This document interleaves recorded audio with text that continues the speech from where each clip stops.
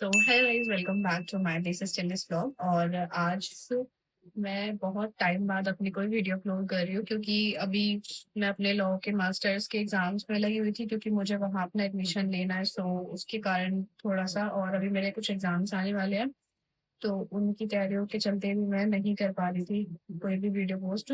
But आज, मतलब आज क्या, आज मैं दोबारा से रिवाइज कर रही थी अपने कॉन्स्टिट्यूशन का। मैं काफी समय से कॉन्स्टिट्यूशन पढ़ रही हूँ, तो मुझे लगा कि जो नए लॉ स्टूडेंट्स हैं ना, तो उनके साथ मुझे एक चीज शेयर करनी चाहिए। तो गाइस, मैं आपको बताती हूँ कि what is the biggest mistake law students make it constitution पढ़ने में। वो क्या करते हैं, जब हम कॉन्स्टिट्यूशन पढ़ना शुरू करते हैं ना, तो उनको लगता है कि वो पॉलिटिकल साइंस पढ़ रहे हैं। देन वो बस क्या करते हैं, हमें आर्टिकल याद करने लग जाते हैं। उसके बाद उसको आर्टिकल को कोई मतलब नहीं होता उनको समझने का, या उसको क्या, उसका ऑब्जेक्ट क्या था, उसके पीछे का पर्पस क्या था आर्टिकल के पीछे का, या हमें उसकी जरूरत क्यों पड़ी।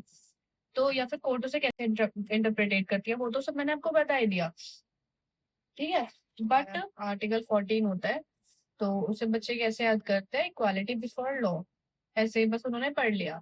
वो ये नहीं, इक्वालिटी का मतलब क्या है, ठीक है, उसका रीजनेबल क्लासिफिकेशन क्या है, या फिर कोर्ट उसको कैसे इंटरप्रिटेट करती है। और अगर आप ये चीजें नहीं करे तो ये आपकी लॉ अप्रोच नहीं है। इफ अगर आप ये तीन चीजें करते हो कॉन्स्टिट्यूशन पढ़ने के साथ साथ, तो वो ही आपकी सही एक लॉ अप्रोच होती है as an law student. And now come to the main point is कि how I am studying constitution. So step one में जो मैं करती हूँ, पहले मैं आर्टिकल को पढ़ती हूँ, समझती हूँ, ठीक है। देन दूसरे स्टेप में उसके पर्पस को मैं समझती हूँ कि क्या उसका पर्पस रहा है आर्टिकल का, उस आर्टिकल को जो मैं पढ़ रही हूँ। Then third thing is very very important to me and to all of you, कि आपको केस लॉज, जो इंपॉर्टेंट केस लॉज है उनके बारे में जरूर पता होना चाहिए। जरूर ही पता होना चाहिए, मतलब आपको। देन फिर आपको ना, मतलब अपने सबसे मेन जो होता है इसके बाद, जो केस लॉस के बाद जो सबसे मेन है, उसके सबसे जो मेन बात आती है वो ये आती है कि आपको अपने खुद की लैंग्वेज में नोट्स बनाने आने चाहिए। आप अगर अपनी लैंग्वेज में नोट्स बना रहे हो तो आपकी आधी परेशानियां हल हो जाती हैं। लाइक मैं बताती हूँ कैसे। लाइक मैं आपको एक एग्जाम्पल देती हूँ कि आर्टिकल 1 है, उसमें India is that Bharat and shall be a union of state. तो हमने वो फेडरेशन की जगह यूनियन जो वर्ड है वो हमने क्यों यूज करा है। तो आपको इन वर्ड्स को और ऐसी ऐसी चीजों को ना पकड़ना होता है एज एन लॉ स्टूडेंट्स। तो और ये ही लॉ स्टूडेंट की थिंकिंग होनी भी चाहिए भाई, क्योंकि आपको पता होना चाहिए, आपको इंटरप्रिटेट करना आना चाहिए। डायरेक्ट है, हमारे लॉज है।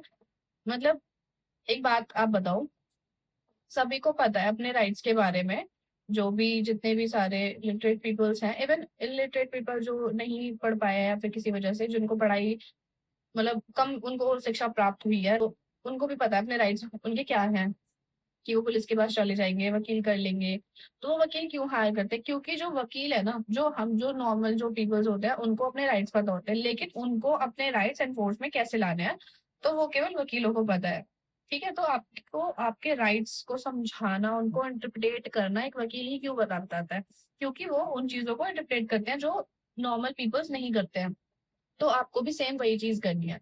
आपको भी हर एक चीज का पता होना चाहिए एज एन लॉ स्टूडेंट्स। आपको इंटरप्रिटेशन करनी आनी चाहिए हर चीज की।